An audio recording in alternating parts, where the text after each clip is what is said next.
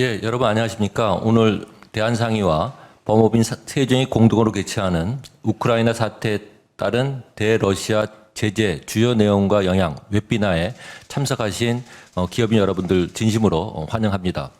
아울러 오늘 행사를 위해서 애써주신 김두식 대표님과 백주연 대사님 등 귀중한 발표를 맡아주신 연사님들께 깊은 감사의 말씀도 드립니다.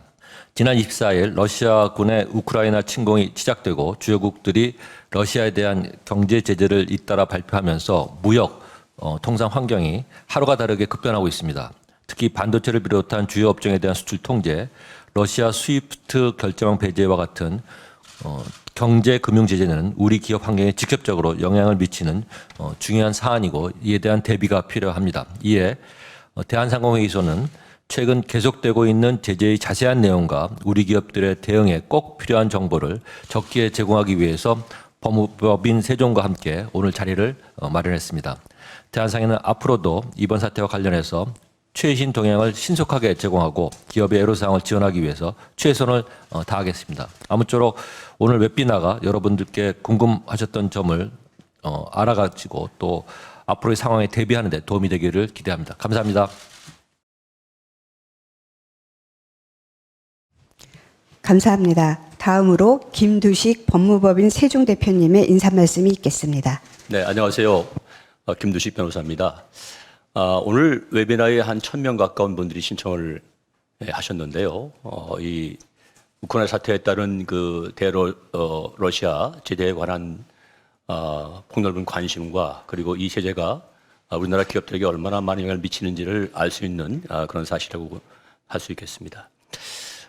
미국과 EU 등이 가하고 있는 대러시아 제재의 그 방향은 목적은 한마디로 러시아를 서방 세계의 금융 시스템과 글로벌 경제 체제에서 차단시키고 배제시킨다는 그런 목적을 갖고 그런 방향으로 진행되고 있습니다.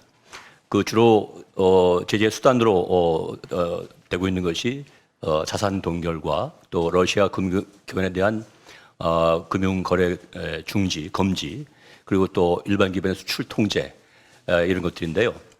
미국과 EU의 경제 제재를 보면 상당 부분 일치하는 것도 있지만 그러나 또 차이도 많이 있습니다. 그런데 미국 같은 경우에는 강력한 역외 적용, 특히 미국 밖에서 생산된 제품이라든가 아니면 미국 밖에서 영업하고 있는 기업들에 대해서도 미국의 수출 통제를 시행하고 있다는 점이 특징입니다.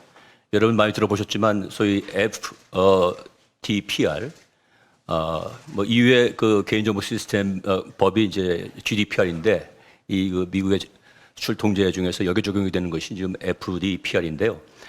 이 규정에 따르면 예컨대 그 한국 등 외국에서 생산된 물품이라 하더라도 그것이 미국의 기술이나 소프트웨어를 사용해서 생산된 경우에는 미국 산업안보국 BIS의 수출 허가가 필요할 수가 있고요. 심지어는 한국의 소프트웨어나 기술로 만든 제품이라 하더라도 미국의 수출 통제 대상과 요건에 해당된다면 역시 수출 통제 대상이 될 수 있는 그런 아주 심각한 역외 적용을 받고 있습니다.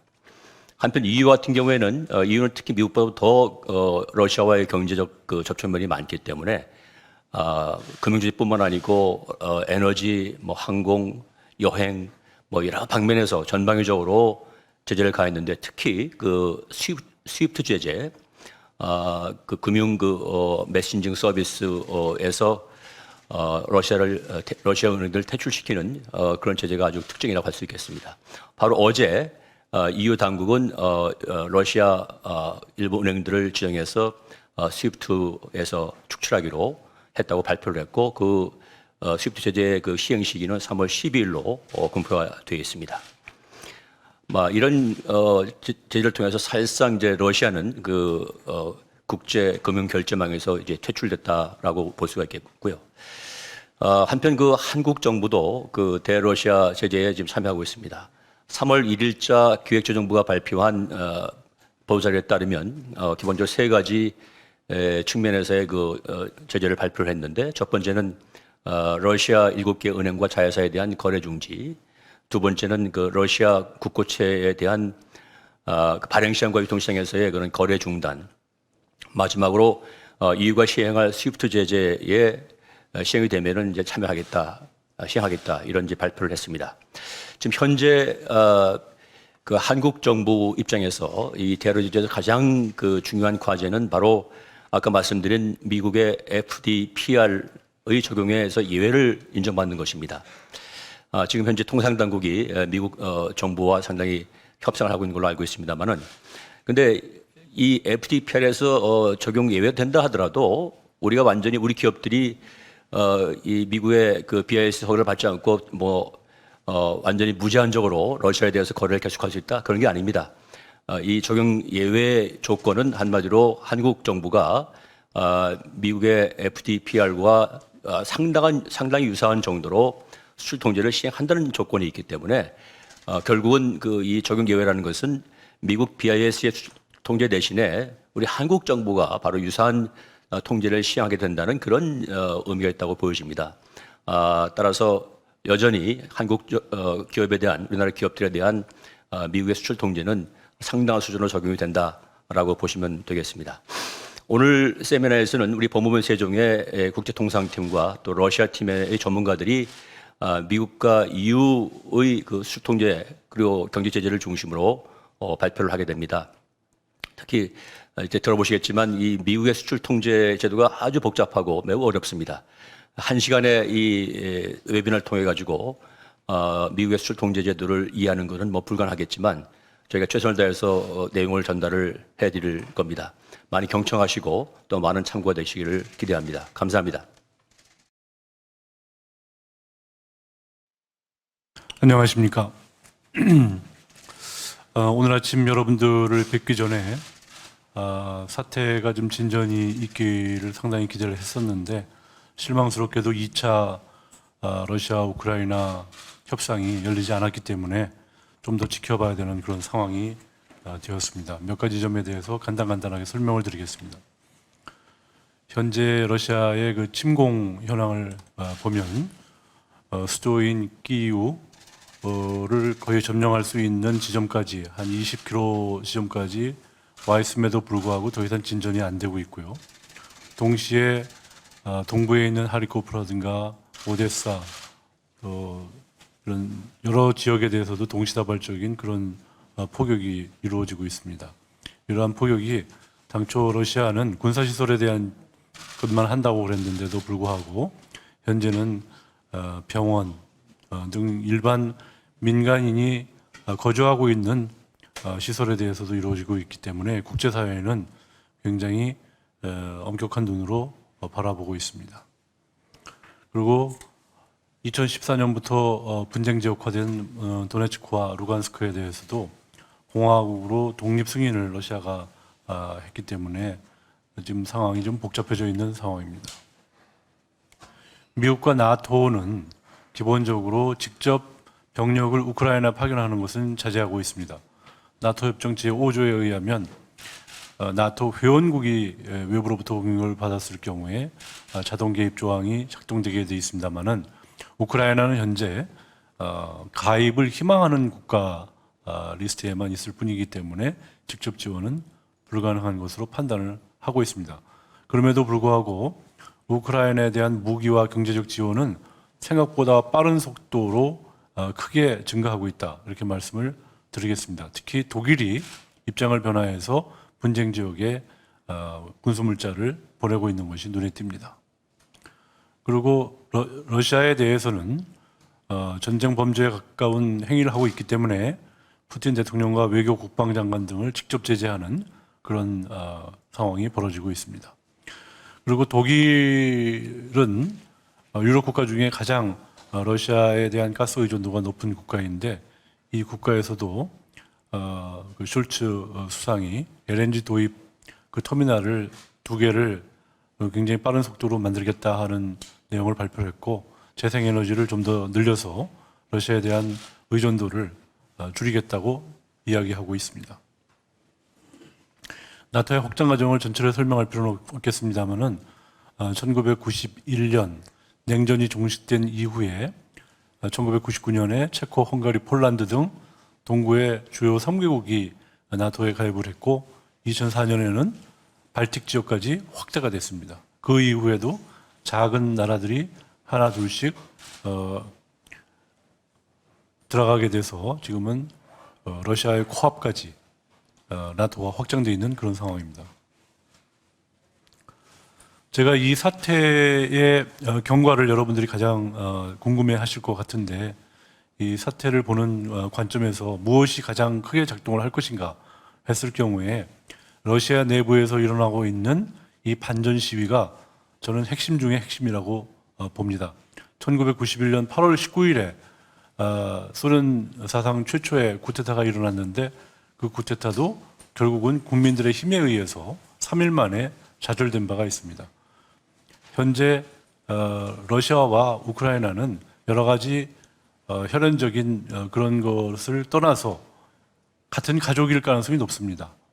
나는 러시아인이지만 우리 친척 중에는 상당 부분이 우크라이나와 섞인 경우도 있고 우크라이나인인 경우도 있기 때문에 이런 러시아 국민들의 반전 시위는 단순한 반전 시위가 아니라 내 가족을 해치지 말라는 그런 반전 시위이기 때문에 앞으로 이것이 굉장히 큰 변수로 작동을 할 것이다. 그 다음에 우크라이나 내부에서 러시아 군 병력에 대해서 대항하는 그 강도가 생각보다 굉장히 세고 단합되고 또 이런 것이 있기 때문에 러시아로서는 굉장히 당황스러운 그런 상황이 지금 벌어지고 있습니다.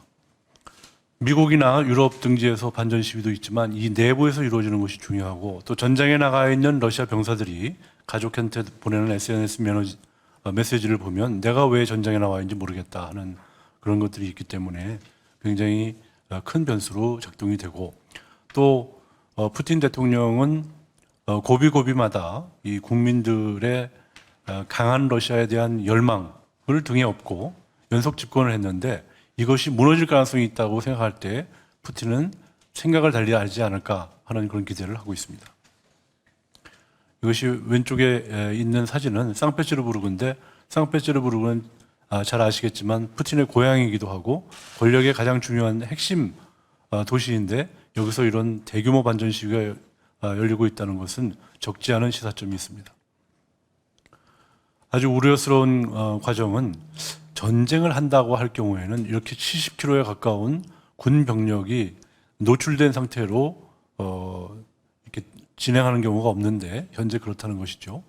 그다음에 또 하나는 민간 시설에 대해서도 포격을 할 뿐만 아니라 이 국제법으로도 금지되어 있는 진공폭탄 같은 걸 사용을 해서 생각보다 사람들의 그 잔인한 피해를 유도하고 있는 점이 굉장히 우려스럽습니다.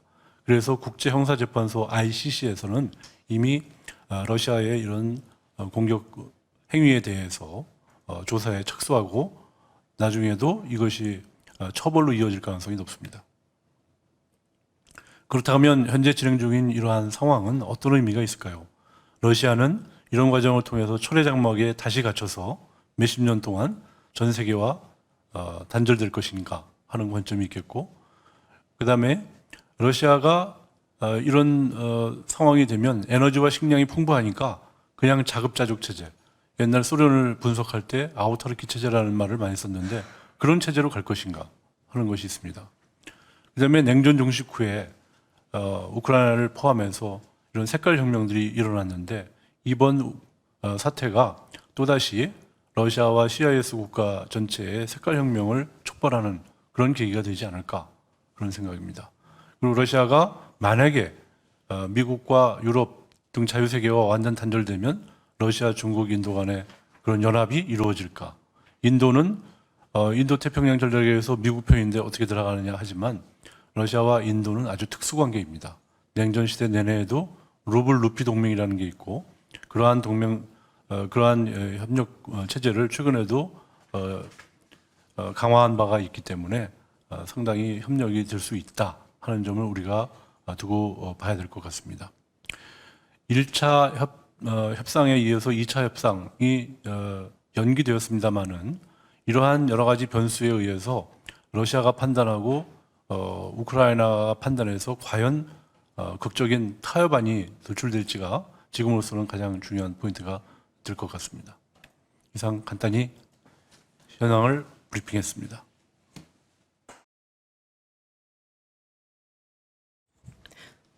안녕하십니까. 저는 법무법인 세종에서 일하고 있는 박효민 변호사라고 합니다.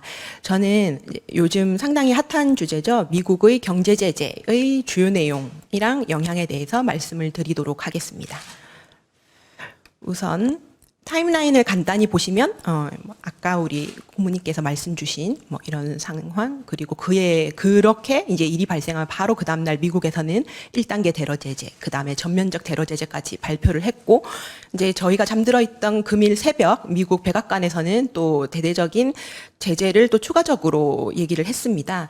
그래서 이 부분은 당연히 저희 지금 PPT에는 담겨 있지 않지만 제가 구두로 설명을 드리도록 하겠습니다. 그래서 일단 오늘 새벽에 발표된 것을 간단히 말씀드리면, 상무부에서 지금까지는 러시아의 수출 통제에 대해서 추가적인 통제를 하겠다라고 한 것을 똑같이 벨라루스에도 그대로 적용을 하겠다라고 하였습니다. 이것은 바로 3월 8일부터 관보에 공표되면 시행될 예정이고요.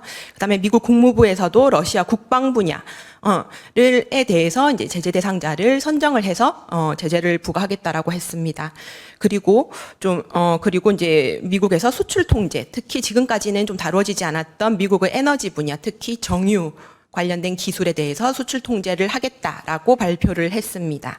그리고 또 상무부에서는 러시아, 벨라루스 관련 국영기관이라든지 각종 기업에 대해서 또 엔티티 리스트에 넣어서 우려 대상자로, 그래서 각국이 이들에 대해서 최종적으로 수출할 때 이제 제한을 가하겠다라고 발표를 했습니다. 그다음에 러시아 비행기는 이제 미국의 영공을 진입하거나 사용할 수 없게 됩니다. 그래서 이 같은 내용이 추가가 되었습니다. 그러면 먼저 이제 러시아에서 돈바스 지역에 대해서 독립에 대해서 승인을 한 이후인 2월 24일에 바로 1단계 테러 경제 제재된 내용에 대해 간단히 말씀을 드리겠습니다. 우선 푸틴이 독립 승인을 하자 그 다음날 바로 바이든 행정부가 1단계 경제 제재를 공표했습니다.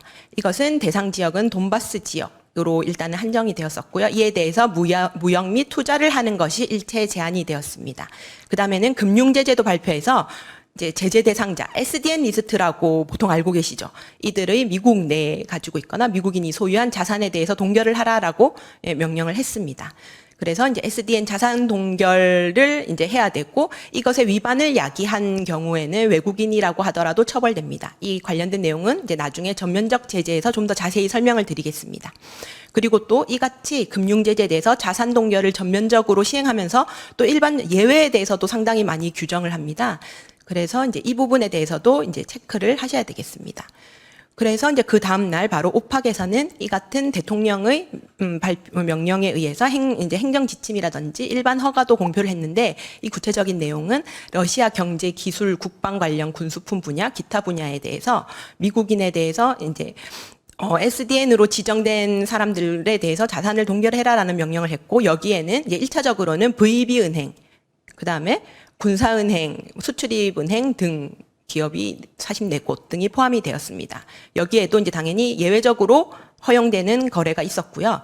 그 다음에 이제 여기서 또 살펴보셔야 될 것이, 이전에는 러시아의 연방중앙은행, 국부기금, 재무부와의 채권의 1차 시장, 발행 시장에 대해서만 금지를 했었는데, 이제는 이번부터는 이들의 2차 시장, 이들이 발행하는 국채의 유통시장에도 참여를 하지 말도록 하였습니다. 그래서 상당히 제재가 이전에 비해서 확대가 되었습니다.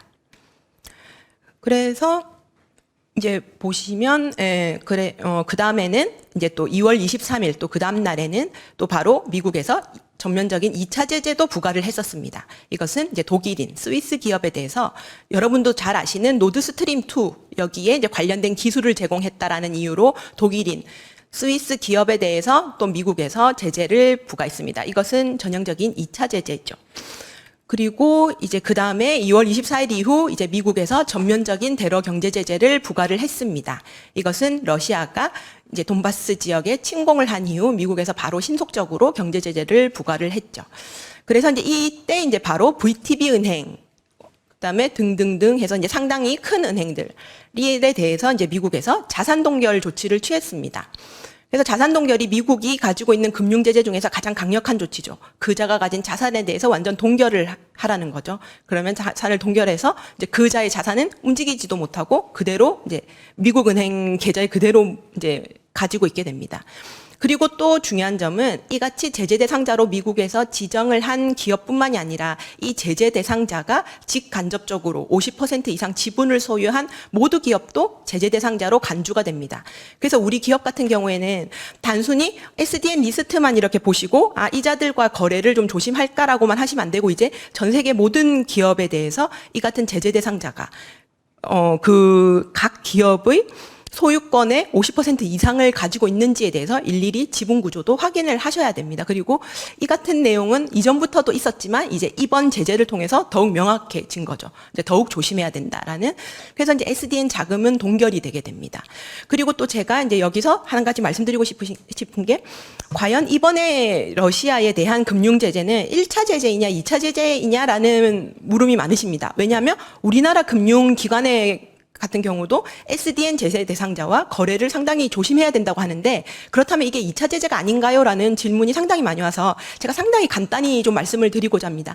미국 경제 제재는 프라이머리 생션, 세컨더리 생션이라고 있죠.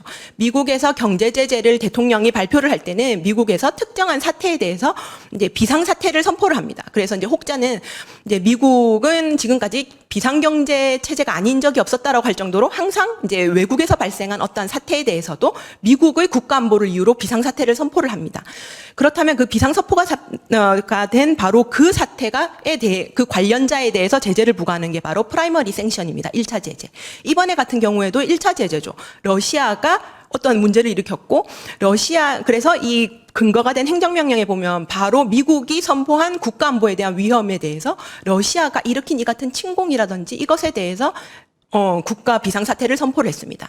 그렇다면 이 같은 비상사태는 바로 프라이머리 생션은 러시아와 관련된 행위인데 그런데 이제 아까 보시면 이제 제가 아까 2차 제재라고 했던 것은 이 경우는 2차 제재입니다. 왜냐하면 노르드 스트림 2라는 것은 유럽 사람이 그냥 단순히 이제 뭐 러시아랑 이런 특정 거래를 했는데 이것에 대해서 이제 외국인에 대해서 제재를 한다. 이것은 어떻게 보면 미국이 선포한 국가 비상사태가 아니라 미국이 생각할 때 이제 선포한 비상사태가 있고 하지만 이것과 좀 관련될 수는 있는 이제 어떠한 특정 외국인의 미국과는 아무 관련성 없는 어떤 외국에서 벌어난 어떤 특정 행위에 대해서 미국이 그 관련된 외국인에 대해서도 제재를 한다는 것입니다.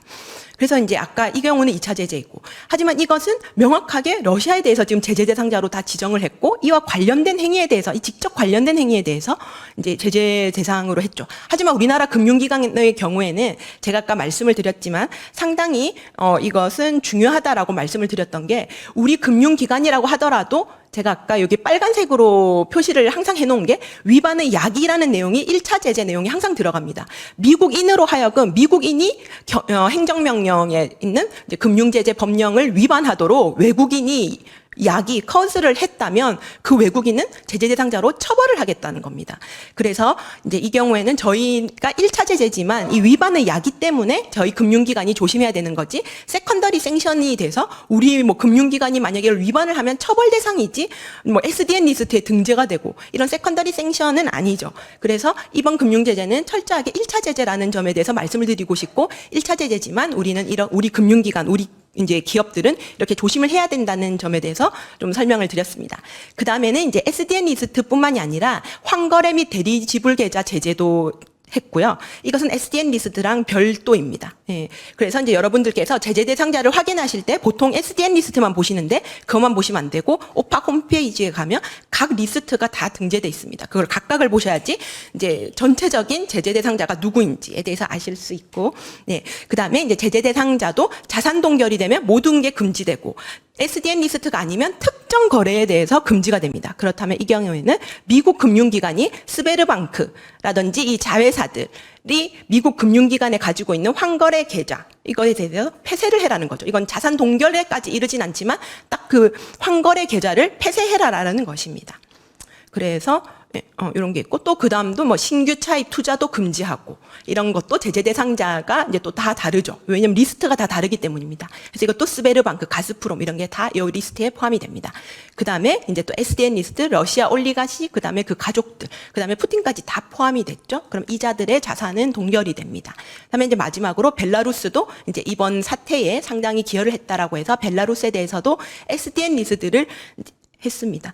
그래서 이제 저는 이제 이번 금융제재 관련해서는 말씀드리고 싶은 게 오늘 아무래도 발표드리는 것은 최근 이제 러시아에 대한 제재 내용에 저희가 포커스를 하기 때문에 전체적인 그림은 제가 보여드리지 못하는 점에 대해서 너무 좀 아쉽게 생각은 하지만 제가 아까 그래도 얼핏 말씀드렸지만 미국이 이 금융제재를 함에 있어서 어떠한 근거로 하는지 1차 제재인지 2차 제재인지 그럼 그에 따라서 우리 기업은 어떠한 효과를 가지고 어떻게 조심을 해야 되는지 등등이 다 달라지게 됩니다. 그래서 이 같은 전반적인 내용에 대해서 정확히 숙지를 하셔야 되고요. 그다음에 제재는 항상 부과하게 됩니다. 지금 대러 제재, 뭐 미국이랑 EU에서 지금 상당히 강력하게 얘기를 하고 있기 때문에 저희가 이제 하고 놀라시지만 이것은 뭐 새로운 것이 아니고 지금까지 미국은 계속 강화를 해왔고 특히 수출 통제는 최근 들어서 러시아, 중국에 대해서는 상당히 강화를 해왔습니다.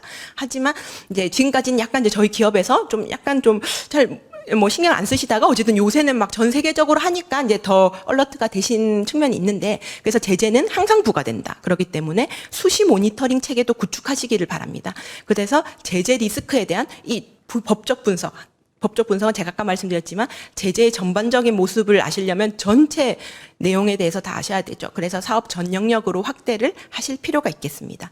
금융제재는 이까지 하도록 하고 그다음은 이제 수출 통제 부분에 대해서 말씀을 드리도록 하겠습니다. 이제 수출 통제는 미국 상무부의 산업안보국에서 EAR 수출 관리 규정이라는 것에 따라서 이제 집행을 합니다. 그래서 이제 이것에 대한 개정안을 최근에 발표를 하였습니다. 그래서 이제 원칙적으로는 EAR 적용 대상이면 외국에 있는 우리 기업이라도, 그러니까 미국 밖에 있는 우리나라 기업이라도 미국 상무부 BIS의 허가를 받아야 됩니다. 그런데 이제 저희가 미국에서 수출 통제를 하는 것은 상무부뿐만이 아니라 에너지부, 뭐 국방부 등등 많이 있지만 저희가 상무부 EAR을 항상 얘기하는 이유는 상무부는 바로 군사적뿐만이 아니라 상업적 용도로도 사용되는 이중용도 품목에 대해서 다루고 있기 때문이죠. 그렇기 때문에 저희 기업은 항상 이 부분에 대해서 이제 숙지를 해야 됩니다. 그래서 미국산 품목이라든지 미국 안에 있는 뭐 외국 품목 이것은 당연히 미국 수출 통제 대상이 되고 하지만 아까 이제 저희 대표님께서도 잘 설명을 해주셨지만 외국산 품목이지만 외국에서 만들어졌고 외국에서 만들어진 외국산 품목임에도 미국의 허가를 받아야 되는 경우가 있습니다. 이것은 놓치기 쉽기 때문에 잘 아셔야 되고 이거는 원래 있었던 규정은 이제 드미니미스 룰이라고 해서 통제되는 미국산 품목이 최소 비율을 초과할 경우 이제 기본적으로는 25%고요. 25%, 10%, 0% 이런 식으로 다 되어 있습니다. 그래서 그 비율을 초과한다면 BIS 허가를 받아라라는 것이죠.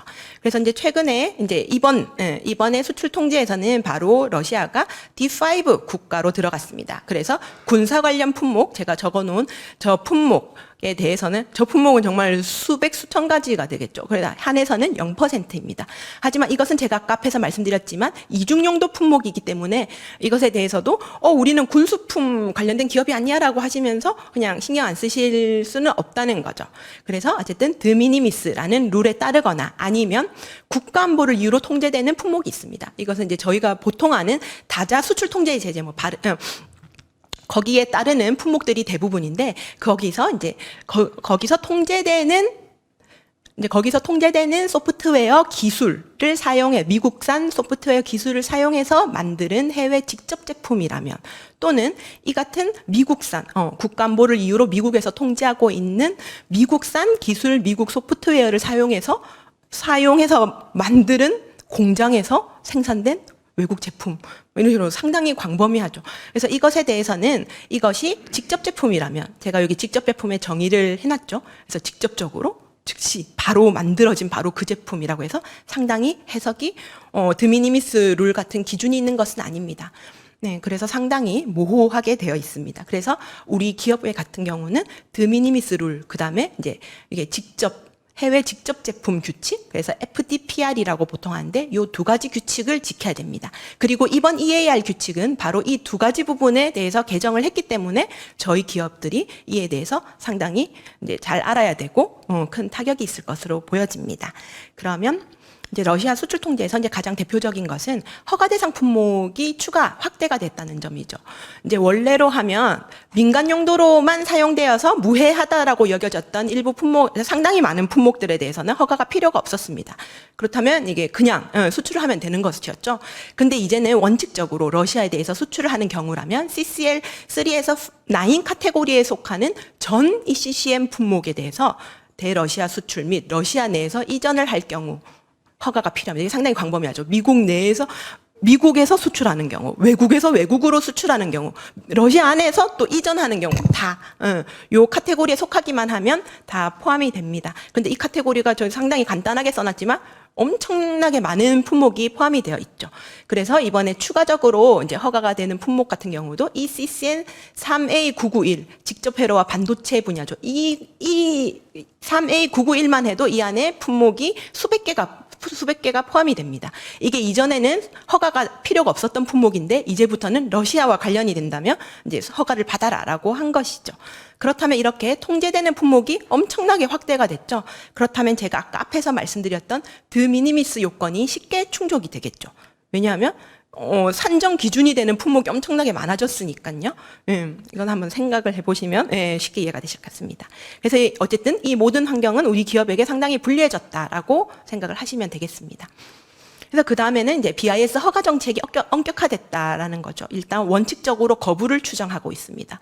일단은 허가를 안 해주는 게 원칙인 거죠. 그렇게 되면 우리 기업 같은 경우에 이제 BIS에다가 각종 입증을 할 책임이 거부가 추정되니까요. 입증 책임은 이제 저희에게 이제 가는 것으로 되어 있습니다. 하지만 예외적으로 아래와 같은 경우에는 케이스별로 심사를 해주겠다라고 했는데 이것은 뭐 비행안전, 뭐 해상안전, 인도주의 이렇게 한 것입니다. 이제 그 다음에는 이제 상당히 중요한 제가 아까 앞에서 말씀드렸던 외국에서 만들어지고 뭐 외국에서 그냥 있는 미국과 아무 상관없어 보이는 것임에도 불구하고 미국의 허가를 받아야 되는 바로 가장 악명이 높은 FDPR 내용이 이제 상당히 새로운 것이 추가됐습니다. 일단 원칙적인 내용을 말씀을 드리면 원래는 미국 밖에서 생산이 되었지만 미국산 기술 소프트웨어를 사용해서 생산된 제품입니다. 그래서 이것은 국가안보를 근거로 통제되는 이제 미국산 기술 및 소프트웨어인데 국가안보를 근거로 통제되는 제품이 상당히 광범위하긴 합니다.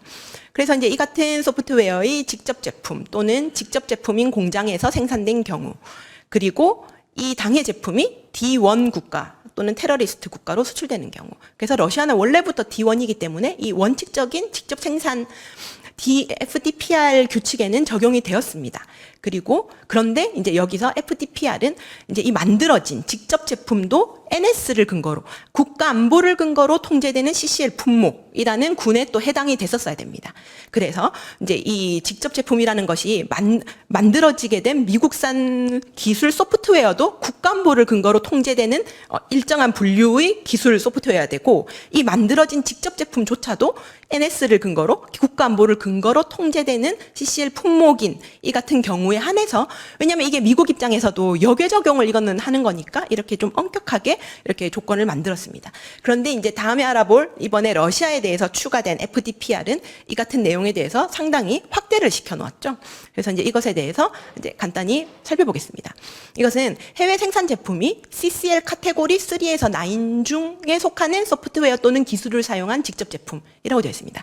그렇다면 앞에 수출통 원칙적인 FDPR과 어떻게 다르죠? 원칙적으로 FDPR은 일단 카테고리는 전 카테고리지만 그 중에서도 국가안보를 근거로 통제되는 품목에 대해서 적용이 되었었습니다. 그런데 이제는 국가안보 근거가 아니라 이 카테고리 3에서 9에 해당되는 모든 통제 품목에 대해서 통제 품목이기만 하면 미국산 소프트웨어 기술을 사용하면 이제 우리가 FDPR을 하겠다라고 하는 것이죠. 그래서 이게 상당히 확대가 되었다라고 볼 수가 있습니다. 그래서 당해 제품이 또 러시아에서 생산되거나 향후 러시아로 향할 물품에 결합되거나 사용되는 것을 안 경우 그러면 뭐 우리는 몰랐다라고 하면 되는 거 아니냐라고 하지만 상무부는 그렇게 호락호락하게 판단하지 않죠. 알았는지 알지 않았는지는 너희가 사전에 제대로 알았어야 했던 것을 제대로 알도록 뭔가 실사를 하고 했는지에 대해서 다 일일이 판단을 합니다.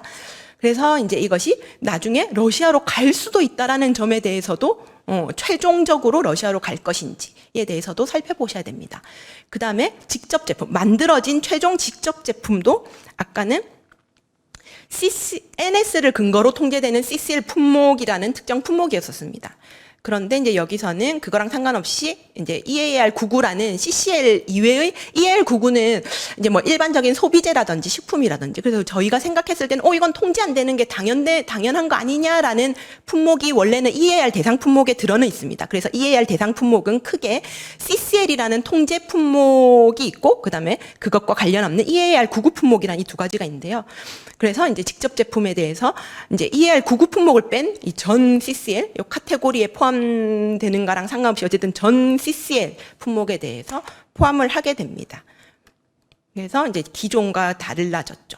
그다음에 이제 러시아 MEU 이거는 이제 앞에서는 그냥 단순 러시아와 관련된 것이었고 이것은 특히 러시아 군사 최종 사용자에 대해서 이제 수출될 수 있을 경우에 적용되는 FDPR입니다. 이것은 해외 생산품이 CCL 내의 모든 카테고리, CCL에 있는 모든 카테고리에 있는 소프트웨어 기술로 만들어진 직접 제품이죠. 그렇다면 이것은 또 앞에서는 CCL 카테고리 3에서 9이었었는데, 이제 이것은 이제 만약에 군사 용도로 간다면, 이제 CCL에 있는 모든 카테고리 소프트웨어까지 우리는 통제하겠다라는 것입니다. 그래서 이제 이것도 이제 이렇게 해서 만들어진 공장에서 또 생산된 경우, 그래서 당해 제품이 러시아 군사 최종 사용자에 의해서 생산 구매 어쨌든 이 최종 사용자가 최종적으로 사용할 수 있을 경우, 이런 경우에 대해서는 상당히 앞의 원칙적인 FDPR보다도 넓어졌고, 그 다음에 이제 여기서도 러시아 FDPR에서도 보다도 좀 더 넓어졌죠. 하지만 러시아 FDPR과 단순 러시아 FDPR과 러시아 MEU FDPR의 다른 점은 러시아 FDPR은 어쨌든 최종적으로 사용하는 사람은 상당히 광범위죠. 러시아에 기만하면 다 사용됩니다. 그렇기 때문에 처음에 통제되는 이제 사용되어야 되는 기술의 범위는 좀 더 좁습니다.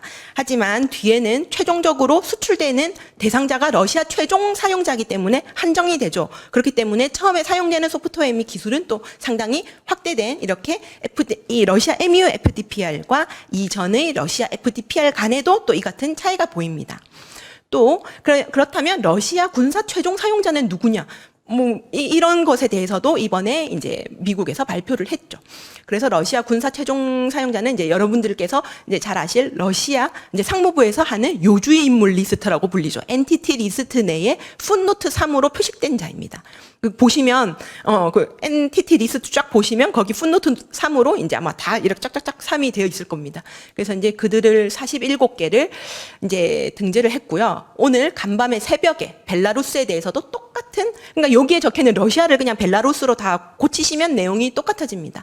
그래서 벨라루스에 대해서도 통제를 하면서 이때 여기에 또 이제 두 가지 경우, 여기에다 또 이제 러시아 엔티티 8곳을 추가를 했습니다. 그래서 지금 여기 적혀 있는 거는 이제 어제까지는 47개 기업이었지만 오늘 새벽에 여기에 8개 러시아 기업이 포함이 됐습니다. 그래서 총 55개가 향후 포함이 될 것이고, 이들에 대해서 이제 나중에 수출을 할 경우, 그래도 나는 수출 안 하는데라고 하더라도 이게 나중에 이 사람한테 최종적으로 갈 수 있다는 뭐 정황이 있거나 알게 됐다면 이 적용이 됩니다. 그래서 상당히 무섭죠. 그래서 내가 지금 거래하는 상대방만 볼 게 아니라 그 거래 상대방은 과연 누구에게까지 할 것이고 그게 어떻게 합리적으로 추정되는지, 그다음에 거래 상대방한테 확인도 해야 되고 필요하다면 직접 실사도 해야 됩니다. 그래서 이 같은 의무가 더 추가적으로 부과됐다라고 생각하시면 되고, 그 또 앞에랑 좀 달라지는 점이, 앞에는 만들어진 직접 제품에서는 뭐 일반 소비재는 다 포함을 하지 않았습니다. 그런데 여기서는 아무튼 러시아 군사 최종 사용자에게 간다는 것 때문에 미국에서 더욱 광범위하게 통제를 하려고 하고 있죠. 그래서 여기서는 만들어진 최종적인 직접 제품도 EAR99, 즉 소비재 같은 경우에도 다 포함을 시키고 있습니다. 하지만 이제 이 경우에 식품, 의약품, 뭐 암호화를 사용하던 설계 수정된 좀 더 해서 ECCN 저 카테고리로 된 것에 대해서는 예외로 허가를 해주었습니다. 하지만 여기에 포함 안 되는 모든 각종 소비재의 경우에는 이제 상당히 주의를 하셔야 될 것으로 보여집니다. 그래서 이제 앞에 두 가지 좀 복잡하긴 한데, 요 두 가지 이렇게 신규 대러 FDPR 내용이 추가됨에 따라서 이제 상당히 엄격한 허가 정착에 따른 BIS 허가가 필요하겠죠. 그리고 이제 바로 이번에 면제를 발표한 것은 바로 이 같은 FDPR, 러시아 FDPR에 대해서 면제가 되는 면제 대상국을 발표를 한 것입니다. 이제 아쉽게 우리나라는 포함이 되지 않았지만 어쨌든 EU 28개국에 호주, 일본, 뉴질랜드, 영국 초창기부터 미국과 상당히 이제 제재에 동참한 국가들이죠. 이들은 미국과 유사한 수출 통제 이행을 약속을 했습니다. 하지만 이들도 여기서 면제가 된다는 거지 제가 아까 처음에 말씀드렸던 원칙적인 FDPR 룰은 당연히 적용이 됩니다. 이 또한 상당히 우리 기업들에게 영향이 있기 때문에 아무튼 저희 기업은 원칙 이번에 러시아 추가된 2개까지 이제 다 적용이 된다라고 생각을 해주시면 되겠습니다. 그래서 이제 상당히 이제 좀 복잡한 내용에 대해서 제가 좀 말씀을 드렸는데 우리 수출 통제 관련 기업도 이제 제가 아까 앞에서 설명드린 부분은 이게 이제 이번에 제가 아까도 말씀드렸지만 대러시아 제재 추가된 부분만 딱 핀포인트에서 말씀을 드린 겁니다. 이 모든 내용을 다 이해를 하시고 과연 러시아에 대해서 어떻게 지금까지 얼마나 왜냐하면 최근에 들어서도 이번 전에도 러시아에 대한 수출 통제라든지 제재는 강화하던 추세였습니다. 그래서 이미 러시아에 대한 허가 정책은 원칙적으로 거부 정책으로 상당히 많이 바뀌어오고 있었고요. 그렇기 때문에 전체적인 모습을 보셔야지 대러 제재가 어떻게 러시아에 대한 수출 통제가 무엇은 되고 무엇은 안 되는지를 아실 수 있지. 만약에 오늘 하신 것만 보신다면 상당히 일부분만 보신 게 된다라는 거죠. 그래서 이제 전반적인 이제 제재 내용에 대해서도 잘 아셔야 되고 특히 우리 기업에게 바로 적용되는 드미니미스 FDPR 룰에 대해서도 이제 전체적인 내용에 대해서 숙지를 하셔야 됩니다. 그래서 이제 제재는 상시부가 되니까 이제 수시 모니터링 그다음에 제재 리스크 분석 또한 이제 항상 하시도록 저희가 이제 말씀을 드리겠습니다. 예, 감사합니다. 네.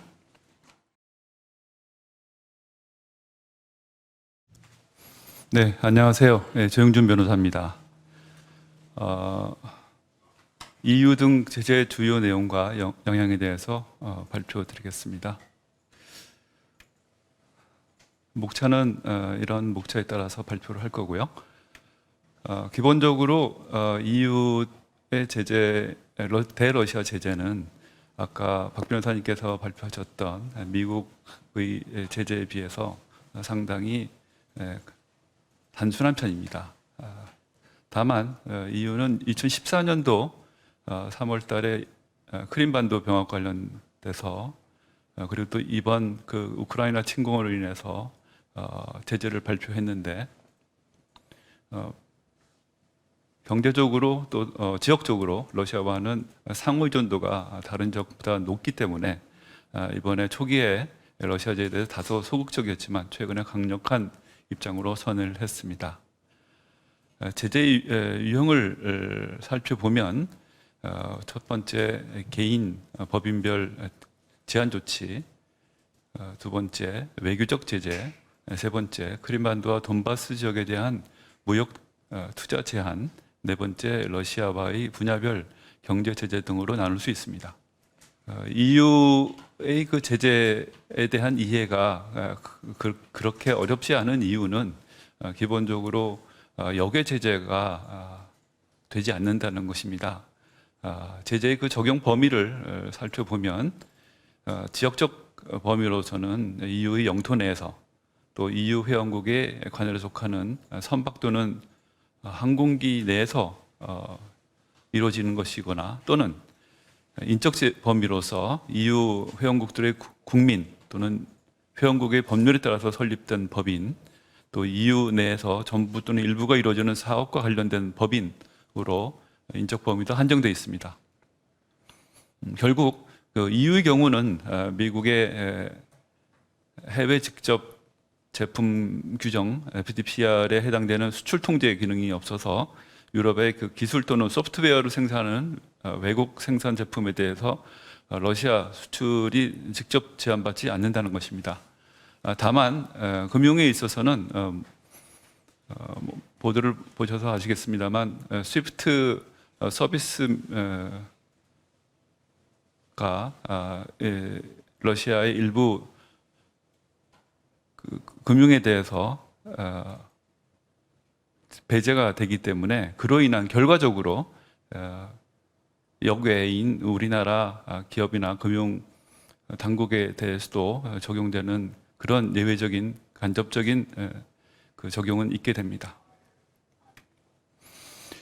제재의 그 구체적 내용을 한번 보겠습니다. 먼저 말씀드렸던 개인 법인별 제한 조치는 푸틴 대통령과 외무부 장관 그리고 러시아의 하원 의원 전원 등 약 650여 명의 러시아의 주요 인사에 대해서 EU에 그 입국이 금지되고 자산이 동결되고 자금 공여 금지가 되는 금융 제재가 있었습니다.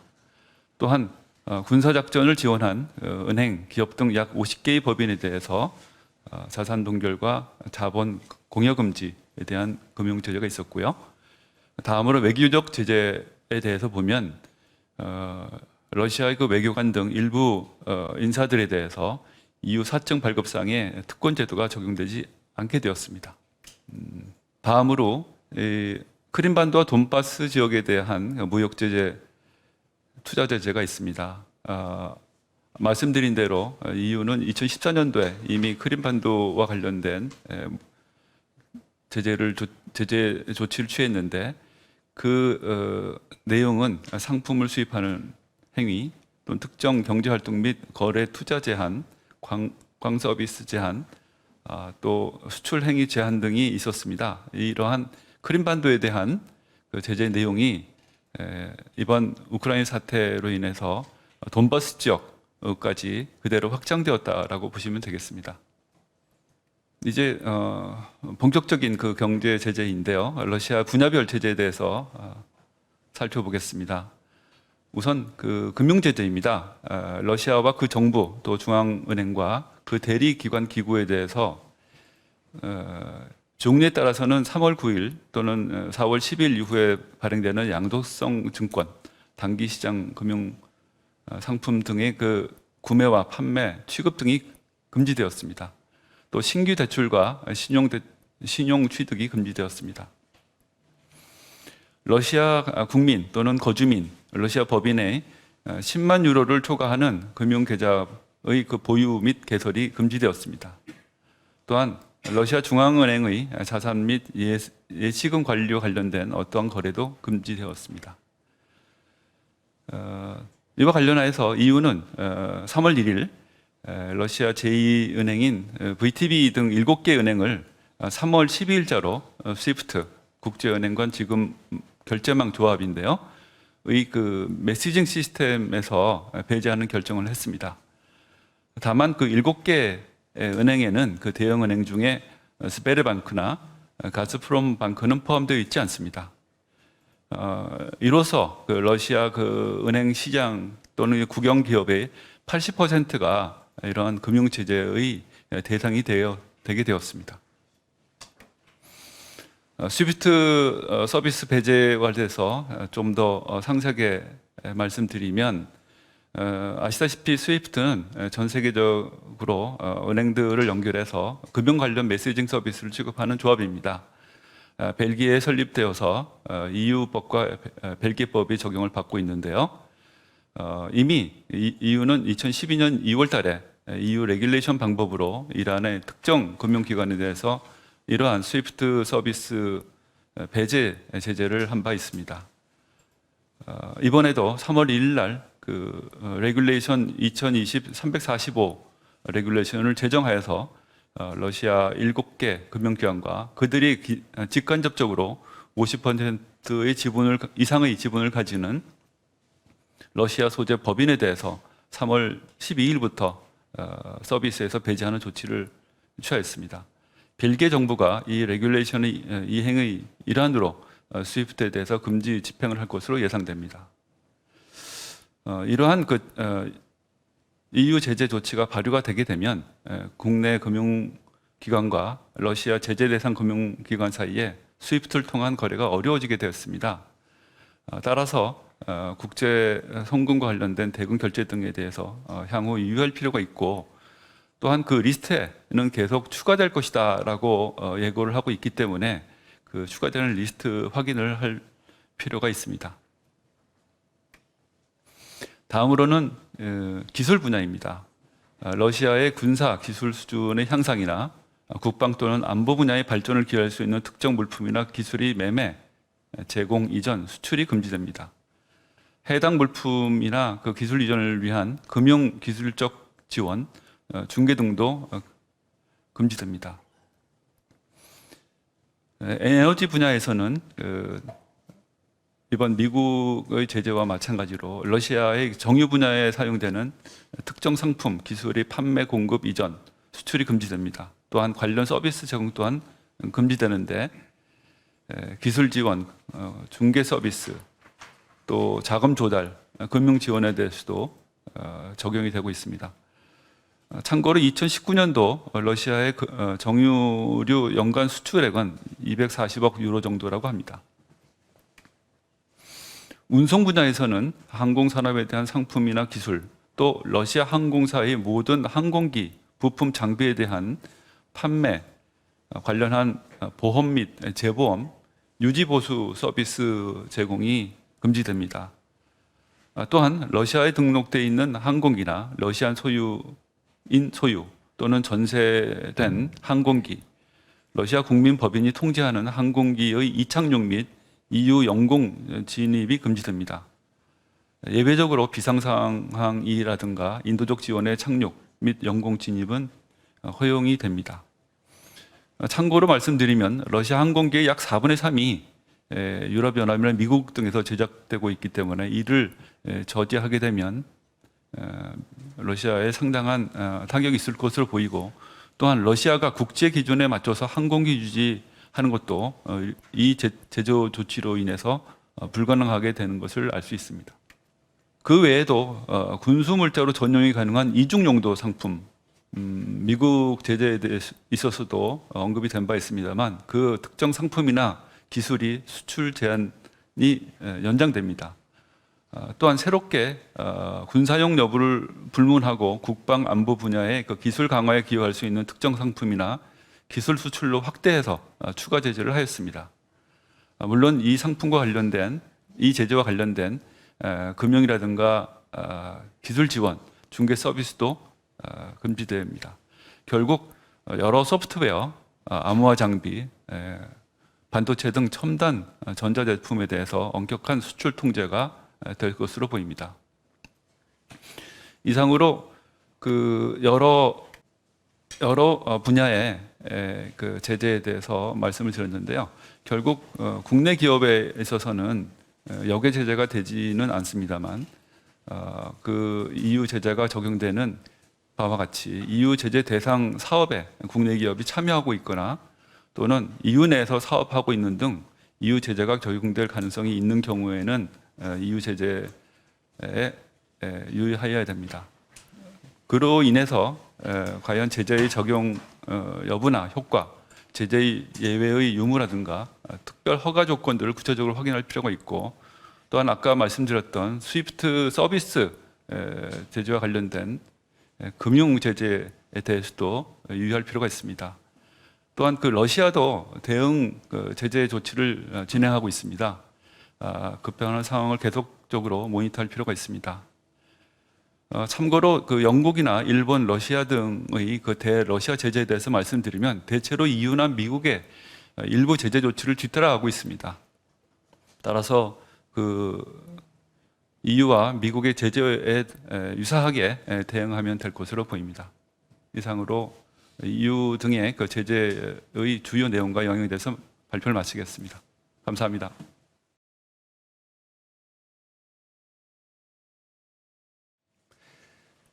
네, 질의에 대한 그 답변은 뭐 저도 하겠지만 우리 발표하신 박효민 변호사를 비롯한 다른 우리 전문가들 같이 적절히 이렇게 답변하도록 하겠습니다. 네.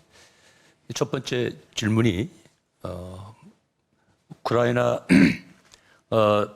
사태로 인한 그 피해를 최소화하기 위해서는 어떤 조치들이 필요한지 조언을 부탁드린다고 했는데요. 상당히 광범위한 질문이긴 합니다. 우선 기본적으로 정부나 유관기관에서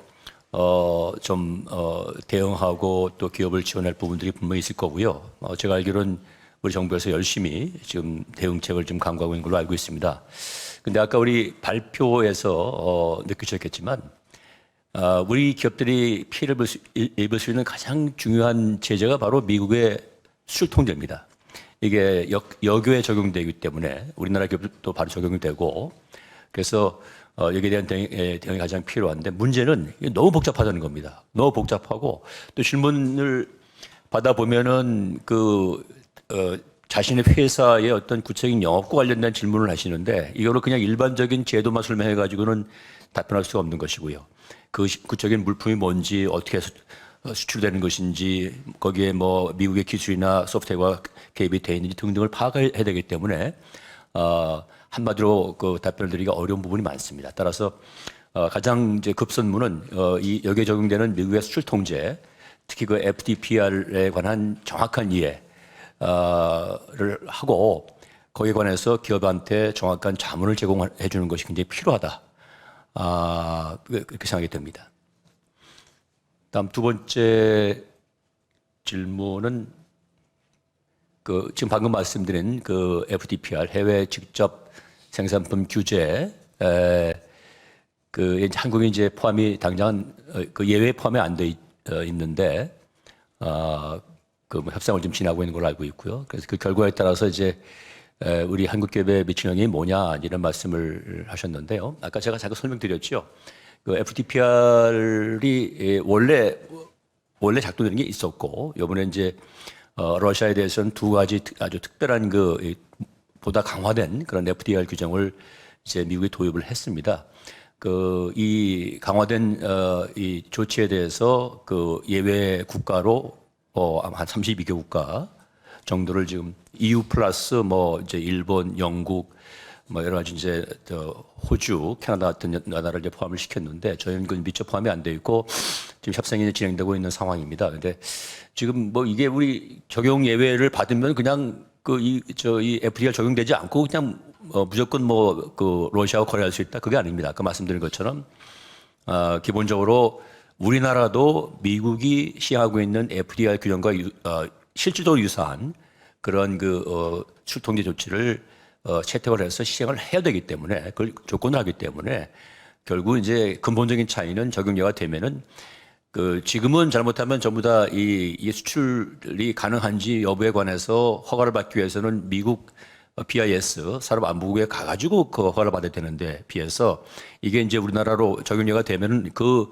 허가권이 우리한테 넘어오겠죠. 그래서 우리나라 정부가 그걸 이제 시행을 하기 때문에 내용도 좀 달라질 수가 있겠고요. 기본적으로 좀 더 예측 가능하고 좀 더 분명한 그런 절차에 따라서 이 통제를 할 수가 있다 하는 것이 차이가 될 겁니다.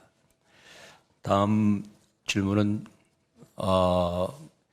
현재 돈을 받았을 경우에 현지 수출이 가능한가요? 라고 다시 말하면 대금을 받았는데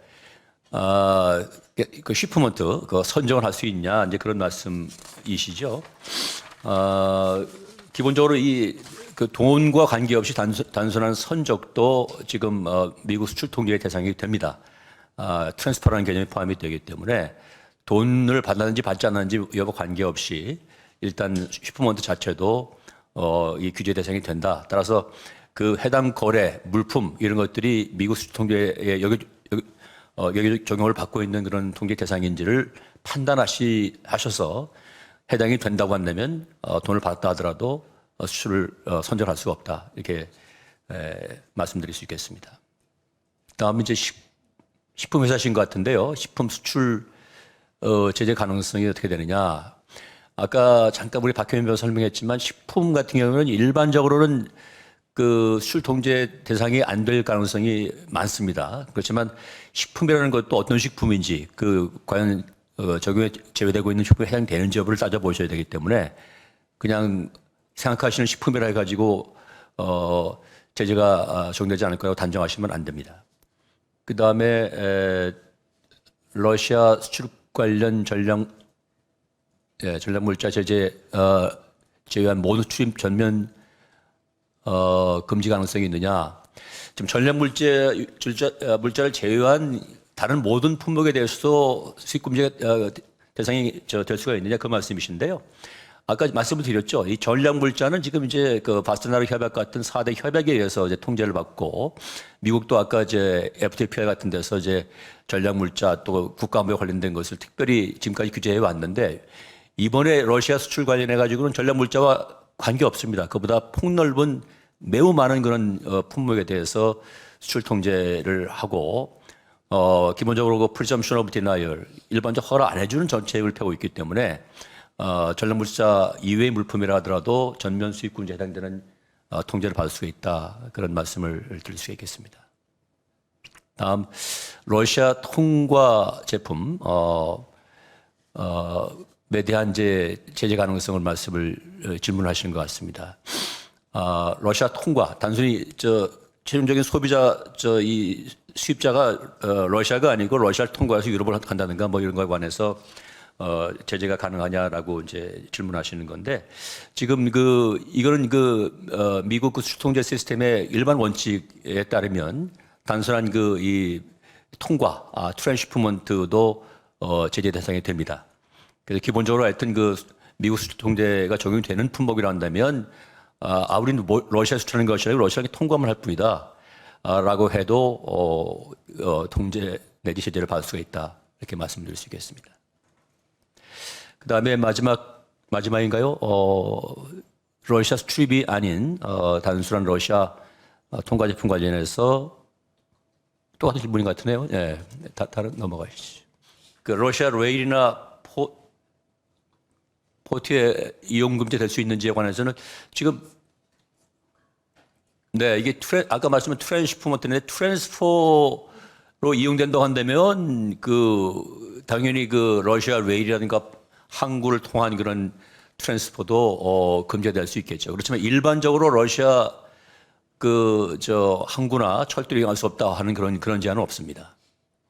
이제 발표된 제재 은행, 러시아계 은행을 제외한 러시아에 있는 모든 은행이 전면적으로 거래 금지 될 수 있느냐 문제인데요. 아까 보셨지만 기본적으로 미국이나 EU는 러시아의 은행이나 금융기관을 이렇게 콕콕 찍어서 제재를 가합니다. 그래서 지금 EU가 EU 은행에 대해서 금융거래 금지를 했는데, 저희가 듣기로는 러시아 전체 은행 내지 금융기관의 한 80% 정도가 적용된다고 그러고요.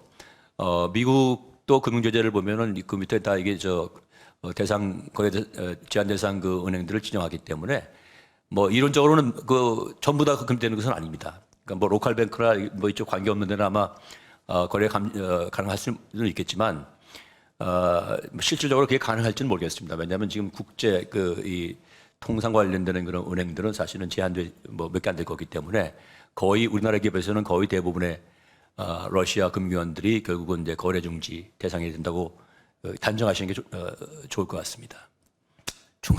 중소기업 관점에서 우크라이나 수출 또는 수입 관련 리스크를 관리할 수 있는 방안, 우선 제도를 잘 아셔야죠. 제도를 잘 아셔야 됩니다. 그래서 지금 각 기업에서 생산하고 수출하고 있는 그런 물품이 기본적으로 이 제재 대상에 속한다고 한다면 방법이 없고요, 사실은. 러시아에 대한 수출이나 이걸 이제 줄이는 수밖에 없을 것 같고요. 근데 무엇보다 중요한 것은 너무 복잡하다는 얘기입니다. 특히 이유는 오히려 조금 간단한데요. 여기저기 없기 때문에. 그렇지만 미국 제재가 너무 이제 복잡하고 또 extra territorial application이 되게 있기 때문에, 이 내용을 모르시고는 기본적으로 이에 대한 대응을 할 수가 없다는 점 유념하시기 바랍니다.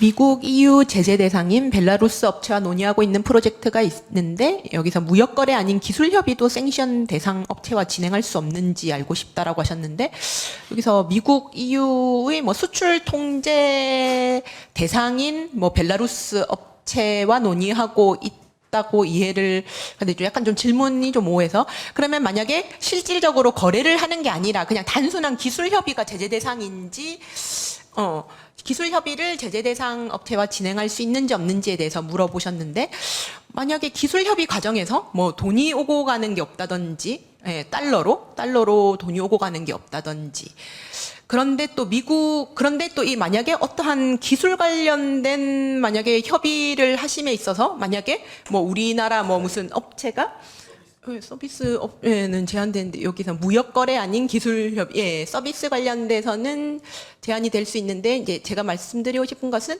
이제 만약에 당연히 이제 뭐 금융 제재 같은 경우는 달러로 안 가면 되고 그다음에 이제 또 한 가지 미국 수출 통제에서 좀 약간 유념하셔야 되는 게 단순히 지금 저희가 수출을 하고 거래가 있는 경우가 아니라도 예컨대 만약에 여기 뭐 우리 국내 업체가 만약에 뭐 기술 업체 뭐 이렇게 뭐 미국산 소프트웨어나 기술 이런 거 시향 같은 거를 전달해 주는 것만으로도 만약에 그 사람한테 그냥 보여주는 것만으로도 이게 수출 통제 대상이 되거든요. 그래서 이런 경우에 어쨌든 기술 협의를 할 때 미국산 기술이 상대 제재 대상자에게 뭔가 보여지거나 전달되거나 기술 협의 과정에서도 그런 게 시안이 왔다 갔다도 할 수 있으니까 그런 것도 돈 받고 사고 파는 게 아니라고 하더라도 이걸 다 통제를 하니까 이것에 대해서도 상당히 좀 유념을 하셔야 된다라고 말씀을 드리고 싶습니다. 네, 감사합니다. 이상으로 질의응답을 마치고 오늘 세미나를 종료토록 하겠습니다. 참석해 주신 모든 분께 감사드리며 연사님들께도 감사드립니다. 감사합니다.